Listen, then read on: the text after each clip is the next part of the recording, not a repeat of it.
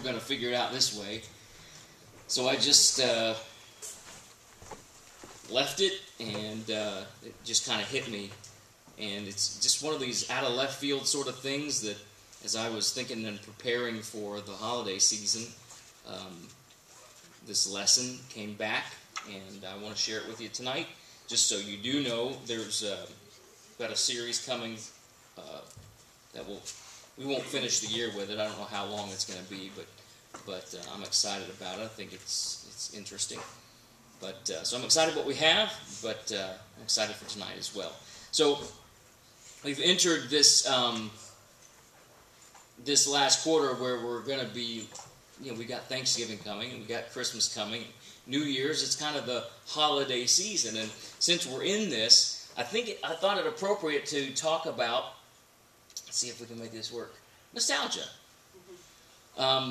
Years ago, when I was 15 years ago, I was very, very stressed, and I realized that I was using escapism to manage stress or to try and deal with stress, and I was escapism in the form of television. I would look forward to watching old shows because I was just choosing to shut off life and just go into that place.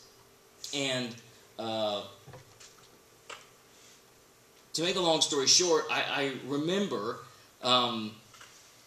recognizing a need to really focus hard because I was experiencing some very strong, resonating feelings that were very positive. Felt like euphoria, felt like just intoxication. I couldn't wait to get into these programs because they took me back to a time that I preferred to my present back then. So 1 Peter chapter 5 verse 8 tells us, and you have it memorized, but it says, "Be sober, be vigilant, because your adversary the devil, as a roaring lion, walketh about seeking whom he may devour." So we know that the enemy wants to use our appetites against us.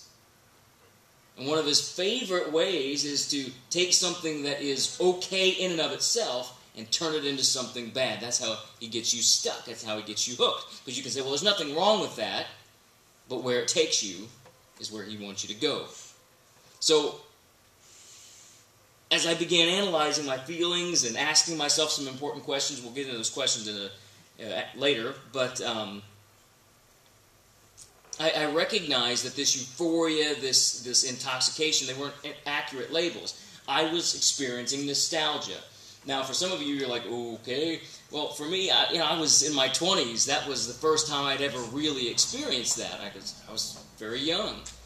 But I had gotten to the point where I could look back and appreciate, even prefer things that were no longer in style. They were no longer, they had become outdated. And so pause for a second and ask yourself, can you think of things like that? Can you think of things that they're outdated? You shouldn't expect younger people to have the same appreciation for it that you do, but you still prefer that. Can you think of things like that? Maybe it's clothing style, maybe it's, cars, trucks, tractors, furniture, decorations, music, movies. First of all, when you put that picture up there, it looks like my family's living room. We sat in two rocking chairs, Jim and I, and our parents would sit like that. And that's the same TV. Mm-hmm. So that just brought back a lot of good feelings. Yeah, and the fact that it was one central thing, as opposed to everybody having their own screen, doing their own thing. Kids having televisions in their rooms, and you know what I'm saying. What you just said, you look back on that, and you think, well, man, I just prefer that. When, goodness sakes, even when it comes to television shows, you look back on it, and man, a lot of it was just campy, and you think back on things that you even as a child that you just thought was amazing. You look back on it. I mean, for goodness sakes, the Dukes of Hazzard. Oh, I love that show. That was just the coolest show ever, and I still love that show. But every time that car goes in the air, I just go, oh, because you know, it just doesn't work that way, right? So let's look at some good and some bad things about that. So if it's easy for you, and I want you to just try and be honest with yourself for a second, because I recognize we have some younger people in the room. If it is easy for you to answer yes, it's very easy for you to say, nostalgia, got it. Be careful. Why? Because there are tripping hazards. There are things that if you're not careful, nostalgia, taking that trip down memory lane can be dangerous. Now, take your Bible, turn back to Deuteronomy chapter 32. Deuteronomy chapter 32. And let's pause for a second and acknowledge the fact that some things in the past were better. Some things in the past were better. Deuteronomy 32, look at verse 7. Deuteronomy 32:7 says, remember the days of old, consider the years of many generations. Ask thy father, and he will show thee, thy elders, and they will tell thee. You know, this points out a responsibility that we have as adults to be mindful of what is good, of the truth of what was actually better versus what is improved today. And there are some things, but I pulled this image, and you don't understand how long it took me to settle on this image, because it was one of the very few things, and I want to hear what you guys have to say about this. I even asked Annie, I said, I have in my notes, some things were clearly, unquestionably better in the past. I have that in my notes. What's an example of that? Leggings go on girls. Say again? Leggings are for females. Yeah. So that image, I thought, all right, there's one. I can just say without any question, one is better than the other.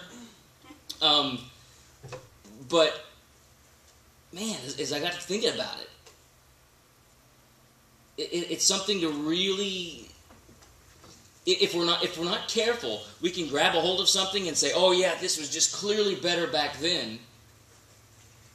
But we need to be careful, because we tend to romanticize. We tend to be selective in our memory. And I've spent a lot of time with my.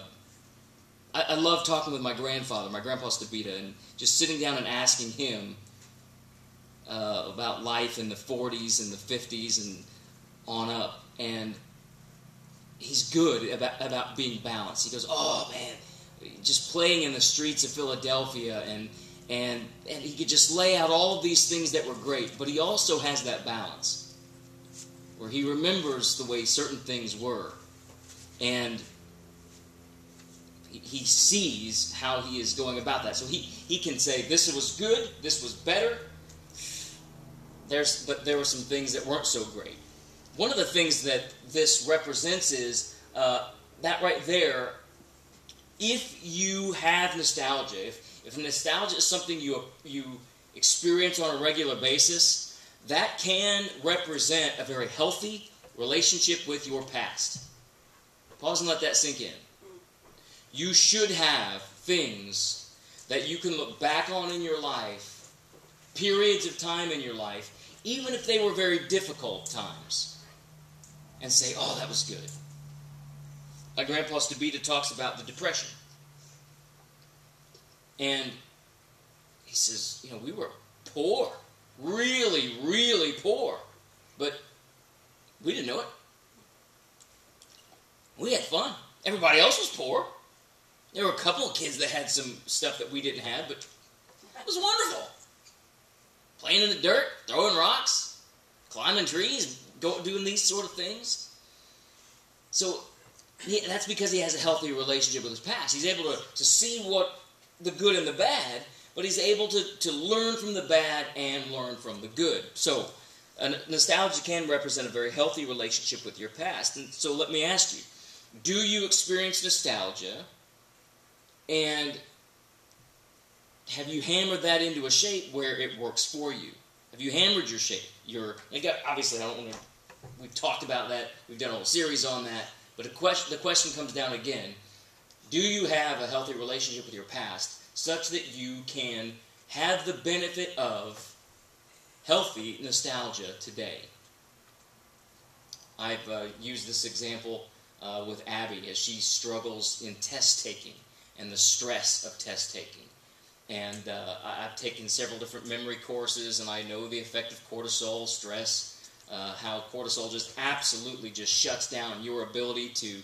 Cortisol is the stress hormone, and it absolutely just shuts down your ability to recall. And years ago, I learned the technique to stop thinking about the test and think of something nostalgic, something that just makes you happy and relaxed and calm. And there was a specific television program from a period of time, and when I'd get stressed taking second-year Greek, and I'd get halfway through 1 Thessalonians, and I couldn't read it in Greek, or I couldn't translate it in Greek, I'd just stop, use my mind, healthy relationship with my past, get my body chemistry back under control, and then change channels and get right back to it. And I got a 4.0, no problem. Not because I'm smart, but because I was able to manage my mind. Why? Healthy relationship with my past.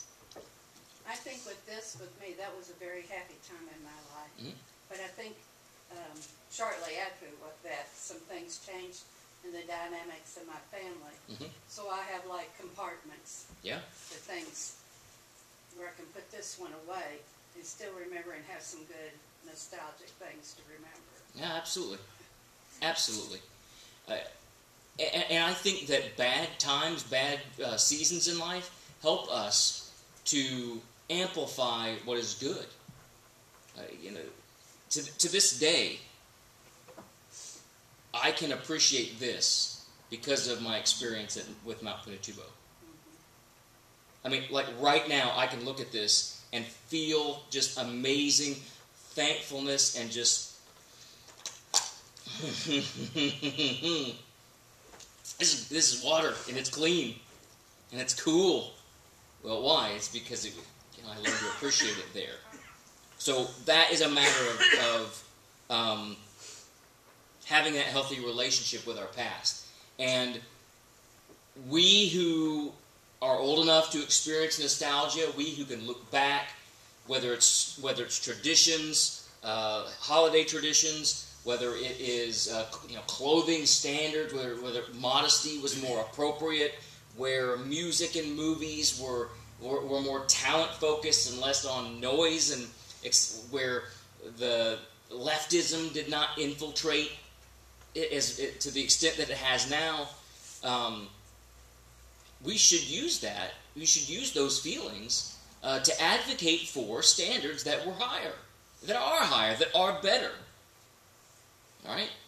So, clearly, some things were better in the past, and we should appreciate those things and advocate for a return to those things. Now, you ready for me to get controversial?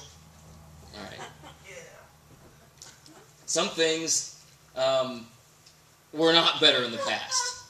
All right? That is a 1964 and a half Mustang with a 260 in it, V8, as opposed to the 289, and that is a 2018 5.0 Mustang. You guys know that there's a 1975 Ford Maverick sitting out there with a 250. You guys know I like that. That is actually worth more money because it's original. But some things were not better in the past. Why do I say this? Because if you compare those two vehicles on a performance level, there is zero comparison. None. Now, you could say one looks cooler, but that's a matter of taste, right? You could say that one feels cooler. It's a matter of taste. When you line it out from a matter of performance, how fast it takes off, how fast it slows down, Try and get it around a corner. I love hearing guys talk about carburation versus multi-port injection. And yeah, you can turn that carburetor up and it'll go fast. Yes, you absolutely can.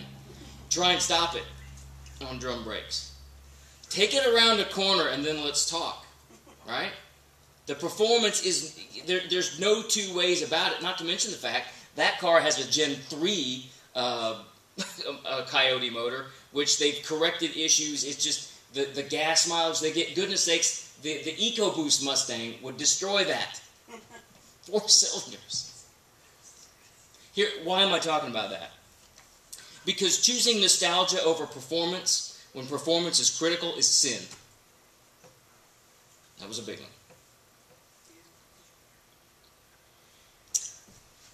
You know, they're both sports cars, right? They're both toys.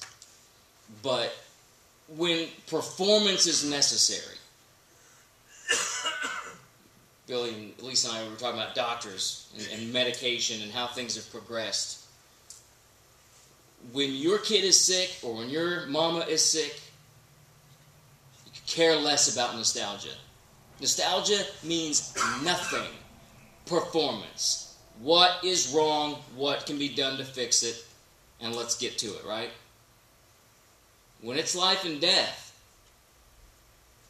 then performance is what matters. And let's take this a step further to our families. There are certain things like holiday traditions and church traditions and preferences. Some things work better. Some old things work better because they're just better tied to truth. So gathering around a fireplace, shutting off screens, singing old songs, doing certain things that have strong footing in immutable truths. They're good, and they're always going to be good because they're based on the truth.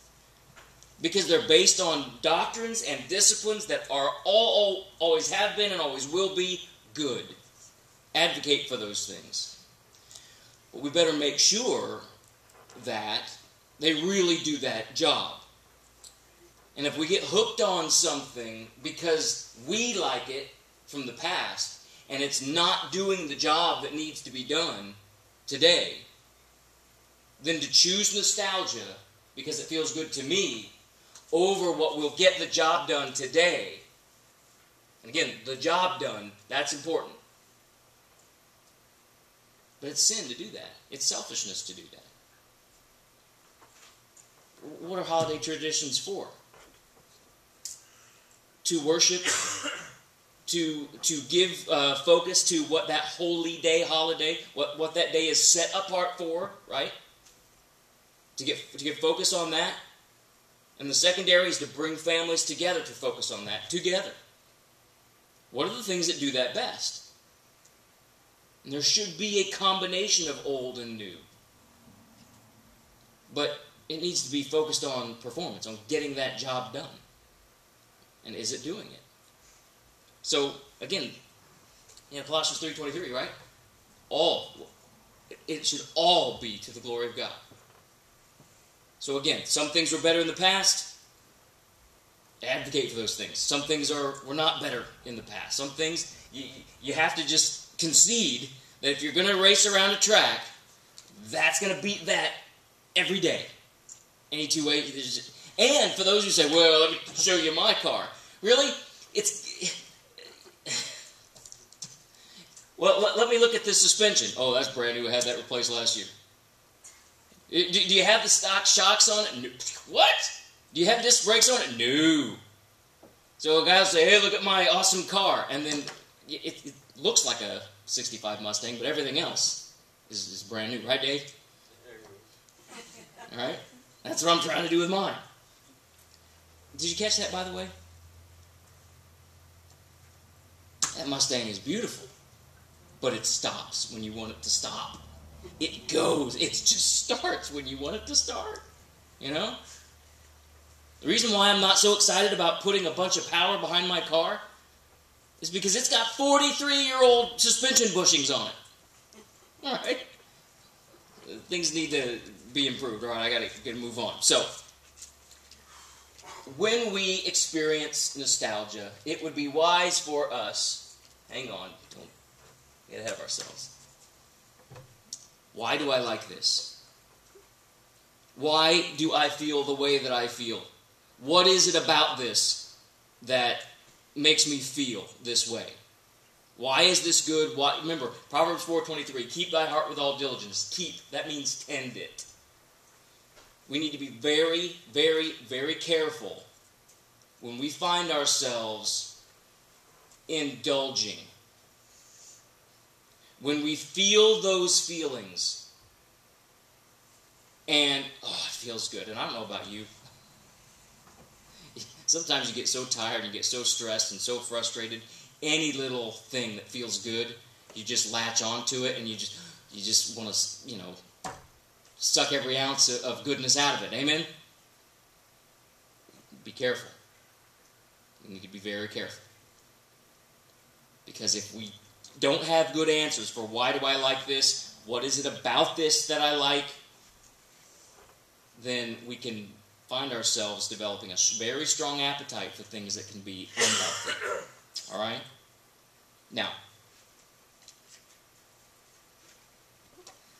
there is nothing inherently sinful about wanting things to be a certain way.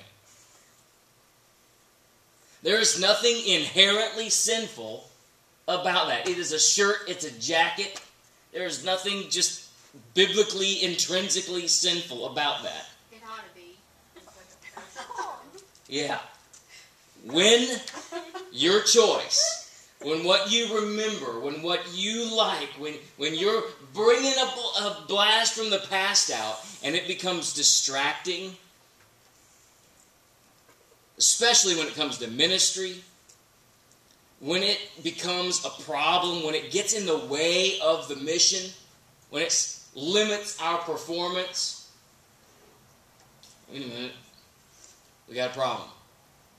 And furthermore, when we have the mentality that, well, I know this is better, and if you're not smart enough to see it, well, that's your problem.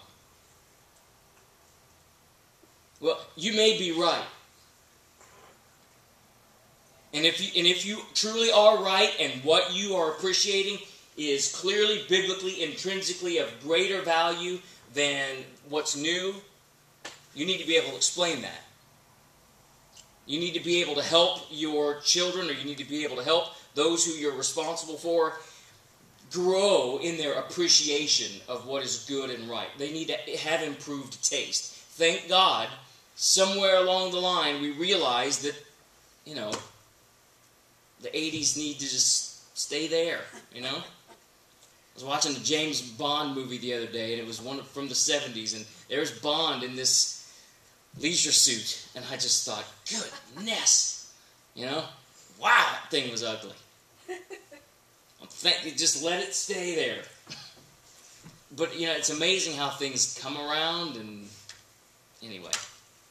Again, it's awfully hard to be selfish. It's awfully hard to have an attitude like this and love the way a Christian's supposed to love. We need to be very careful. Because we've all seen circumstances in our relationships, in our families, in our church, in our nation, where people are bitterly clinging to something that they like, and they're not willing to open themselves up to something that could be or is better. Now again, the debate comes down to, is it truly better? Demonstrate that, prove that, show that. But, again, as Christians, we need to make sure that it's not about us, it's not about me, it's about the mission. It's about what gets the job done. It's about what is best for this holiday. It's about what is best for this person. Now, if you're struggling, if If you are the person, regardless of what age you are, for you young people, it may be hard for you to think of something to be nostalgic about just simply because you're 13 or 16 or whatever.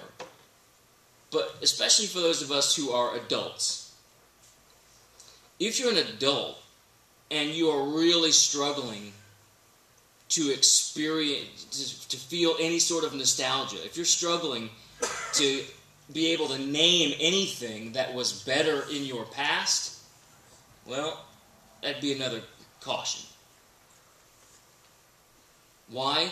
Because that can represent a problem. If you are having a very hard time thinking of anything, to feel nostalgia and to look back and say, that was just, I know it's out of style, I know it's outdated, but that was just better. Felt better, I miss that. You're probably a person that places a very high priority on performance. And I'm not saying that's a bad thing, but, and again, being very focused on performance can absolutely be an asset in being and building Christians. Amen? To focus on performance. But it can also represent an unhealthy relationship with your past. If you really have nothing, again, I was starting to feel these things in my 20s. But if you're 30, 40, 50, 60, and you can't look back and feel that nostalgia and say, man, it's outdated, but you probably need to worry. You might not have a very healthy relationship with your past.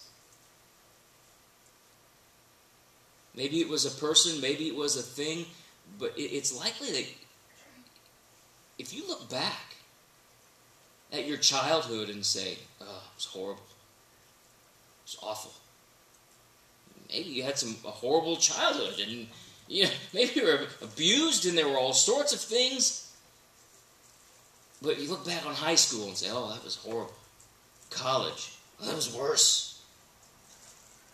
Your 20s, oh. Your 30s. You don't have a healthy relationship. Really? Nothing good has ever happened to you. There's never been a good period in your time, period of time in your life. You can't appreciate anything about these different periods of your life. I hated high school, but I can look back and say, boy, I remember that. That would be nice to have again. The lack of responsibility, that sort of thing. You know what I'm saying? Yeah. If you absolutely cannot look back on any time, even kids, you should be able to think back now. Can you imagine if your schoolwork was as easy today as it was then? Color the picture, right? Some of you, you're getting to the age now where some of the magic is starting to disappear. You're starting to grow up and learn some things about the way things really are. And you're like, man, if I could be a kid again and just believe this or that. Ignorance is bliss. Well, think back and appreciate that. Does it make sense? Having a healthy relationship with your past, you should be able to go back to virtually any phase in your life and find something to draw out and appreciate and say, wow, this was challenging. I don't want to go back to my 10s or teens or 20s, but at least I can remember something good about that. So, if we're not careful, those of us who are so focused on performance, always forward charging, no time for nostalgia. If you sit down and you look at television shows from the past, and all that happens is red flags. Oh, this story's thin. Oh, look at those clothing. Oh, that's so sexist. Oh, that's so racist. Oh, look at those horrible effects. if that's all you do, and you're so performance-minded and your tastes are so advanced that you can't appreciate things from the past, you got a problem. You got a problem. 1 John.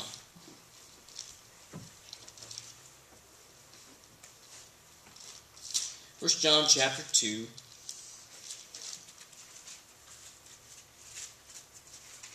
Again, most of the things on this, I chose just to do this tonight. I mean, we could have a long discussion on virtually every point. We could look at balancing aspects of each point. But 1 John chapter 2, let's read verses 16 and 17. The Bible says, all that is in the world, the lust of the flesh and the lust of the eyes and the pride of life, those things that are constantly driving us forward, and again, we could make the argument for the past, but it's not of the Father, it's of the world. The world passeth away, and the lust thereof. He that doeth the will of God abideth forever. Pay attention to this next slide. For those of us who are intensely focused on performance, always the next thing. Don't talk to me about the past. No time for nostalgia. Not interested in that. There's always the next thing. What's the newest tech? What's the newest gadget? What's the newest technique? Always moving forward.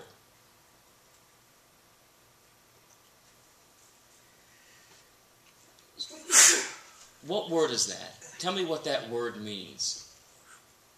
Isaac, when you see that word and you look at that slide. Look at this slide, you see a springy Right. on your eye. And so what does it do?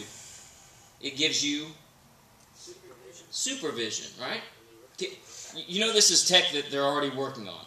A contact or an implant in your eye to where when you're walking down the road and you see that person and you say, oh, I don't remember who you are. Who are you? What's your name? And then there it is. Where you met them, everything you know about them, just right up there on a screen.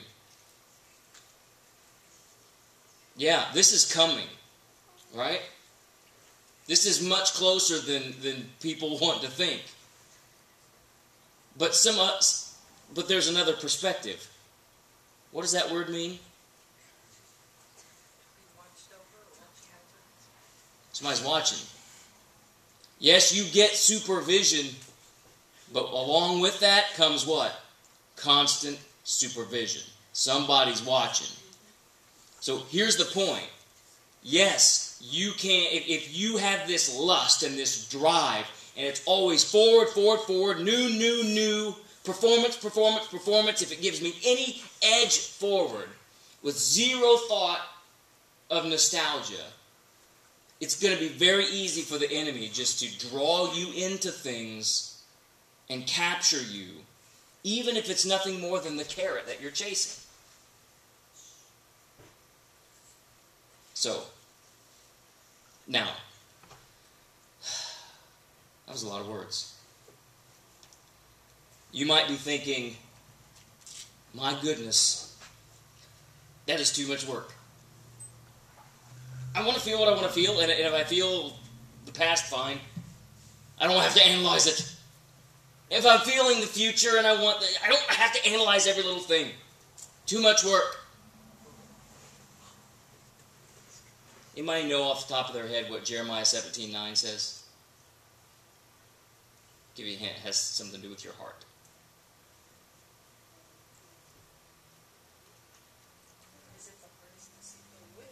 Yeah. The heart is deceitful above all things. He that trusts in his heart is a fool. If you want, whether it's nostalgia in the past or progress in the future, if your attitude toward that is, it's too much work, I don't want to tend my heart, I don't want to keep my heart with all diligence, I want to feel what I feel, and as long as I feel good, who cares? That's foolishness. It's foolishness. It's going to rob you of the joy and the juice from nostalgia. You know what I mean? Marilyn knows, she's spoken up. But Do you know what that nostalgia feels like? Oh, goodness. To think back and don't let the enemy rob you of that. But conversely, don't let the enemy... Can you imagine if you decided that you got off the tech train in 1982?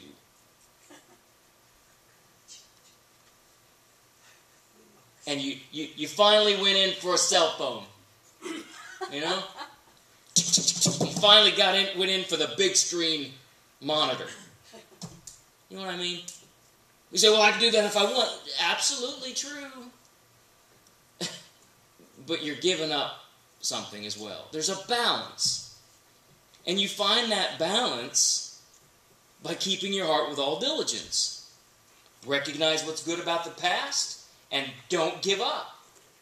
Recognize how you can grow and don't settle. Move forward. But it's mission focused. It's God focused. It's I belong to Him. I'm to perform at my absolute best. And what helps me do that? And to ignore or to disobey God's warnings.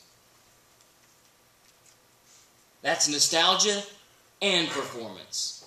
That's nostalgia and progress. Both. To ignore that is sin. Plain and simple, it is sinful.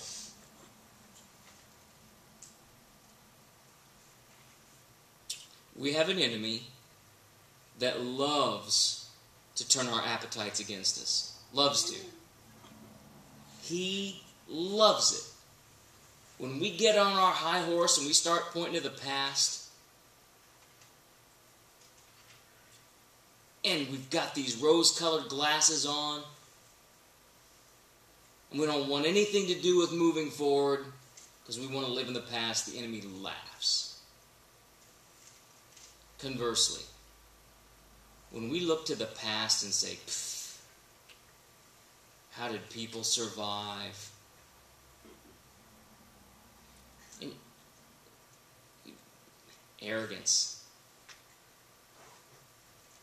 You know, I could throw up the, and I'm done, but I could throw up the Mustang thing again. Is it an either-or thing? Well, if you have my budget, it is. But for me, it's not an either-or thing.